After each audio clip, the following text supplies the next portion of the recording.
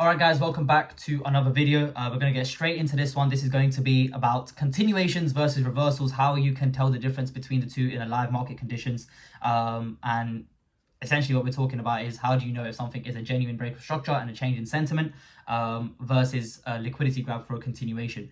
So just to illustrate that, what that would look like, right? There could be a certain scenario where you're looking at price like this could be on any scale, by the way.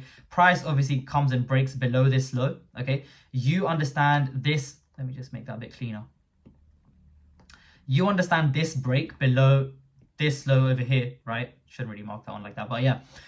You understand that break to be a change in sentiment, to be a potential reversal, but essentially what ends up happening is that we continue higher, and this was nothing but a liquidity grab. Now, looking back at this in hindsight, yes, you can, it's very easy to see, oh, liquidity grab there and then entry here, whatever, right?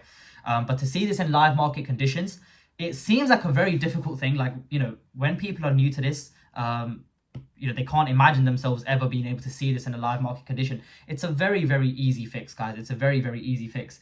And we get started on understanding the solution with this example here. And I feel like I've done this before on a YouTube video. I think I've done this on a schematics video already. But think about this, right?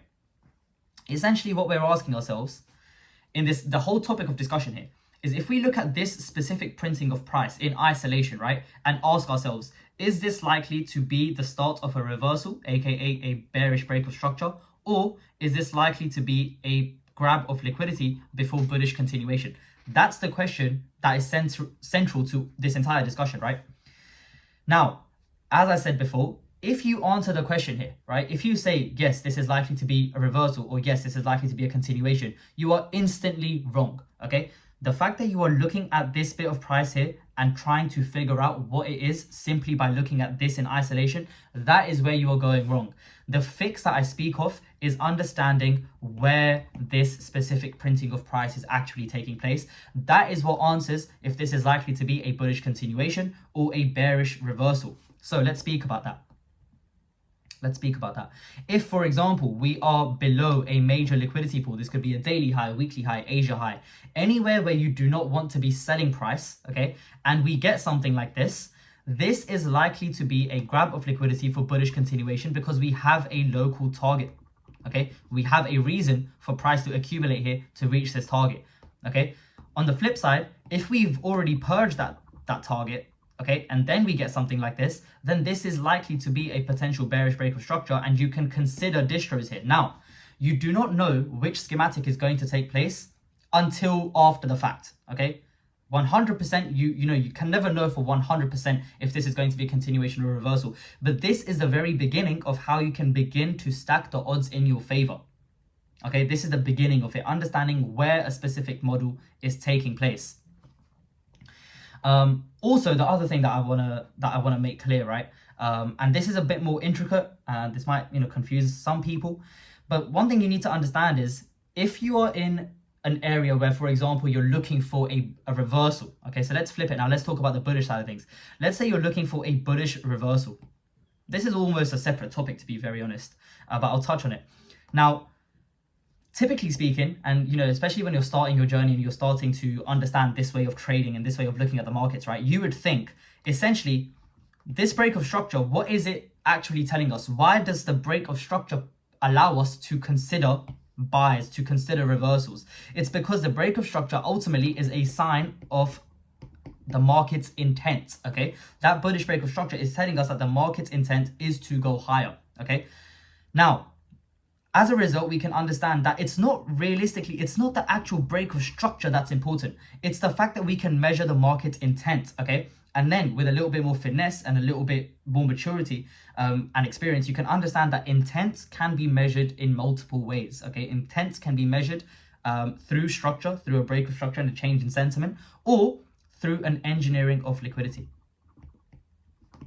Okay, and this is pretty basic stuff when you really think about it, but you can measure the market's intent by seeing which side of the market the liquidity is being engineered. Okay, so for example, if I'm in an area where I am above old highs, I'm looking for a distro, and I see something like this here, the fact that we're building a trend line, the fact that we could have a potential smart money trap, so on and so forth, this here, the fact that liquidity is now being engineered below the lows, and of course macro wise the highs have already been taken, this is giving me bearish intent.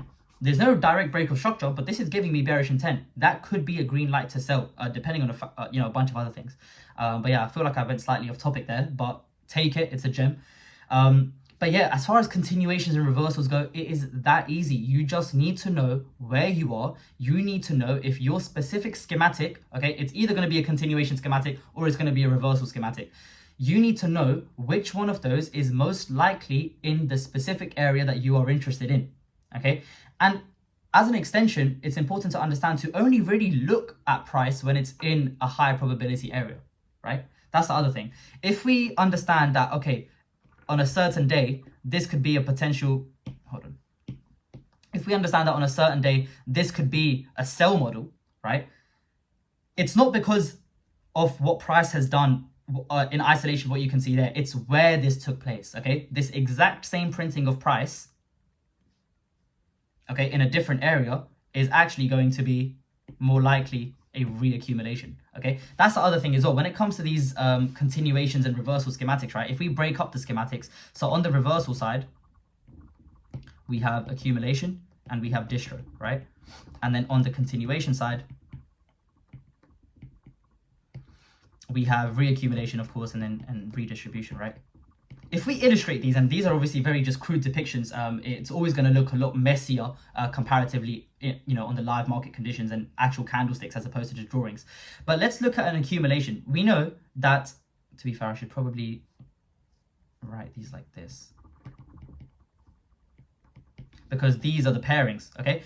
In any area where an accumulation is possible, so if you go back to the schematics video, you'll know this, accumulations are possible below old lows or at the bottom of a downtrend resulting in uptrend. We're getting something like this. We're getting bearish price ultimately turning bullish in a way, okay? Now, up until this point, and this is why you can never know which schematic it's going to be until after the fact, because even at this point, this could be a redistro potentially, because we could be purging these highs and selling here like this, okay? And if you get this wrong, you get this wrong. Chances are, if you've got your macro done correctly, you'll know when it's likely to be reversed or when it's likely to continue. But this is the other thing, right? So even up until the very final stages of a specific schematic, it could be the very opposite thing. You know what I'm trying to say? Which is why the area in which you are is just paramount. It's paramount. So if this video was underwhelming for you, good. That tells you that you are one of those false grinders, because I have given you a bunch of information here. This video is very, very there's a lot of value in this video, right? If you pay attention and if you take this on board and if you apply it, this will change your trading. But if you're underwhelmed because you didn't get something sparkly or didn't hear a new buzzword or didn't hear a new strategy, you're not built for this, you might as well quit trading. But with that said, take care, trade safe, and I'll see you all soon.